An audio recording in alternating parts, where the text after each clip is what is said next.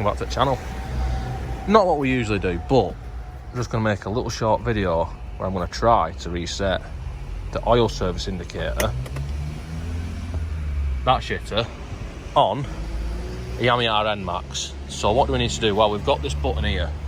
This is the menu button, which I might refer to a couple of times. So press the menu button until, so that's odometer, that's trip A, trip B, trip 2, battery, blah blah. Right, now that I think is a trip for the oil change, and that is a trip for the V belt. So I need to get back onto the trip, that one, and then hold the button. Oh, that hasn't worked. Right, so that didn't work, but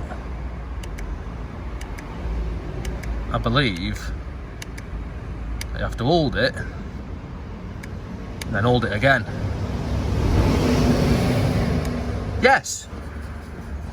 So that has worked now. Now if we turn it off and on again and then go and start it up, then now it's not flashing and being very distracting when you're driving, and you can proceed to scroll through to the other things without having even their look. So, well, that's it. Looks like we're actually successful.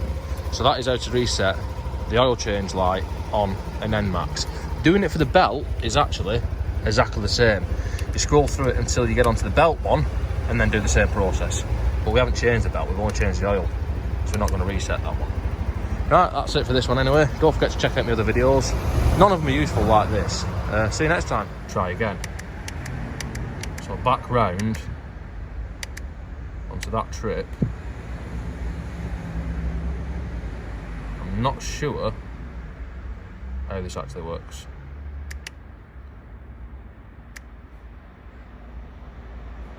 Is that it? Nah.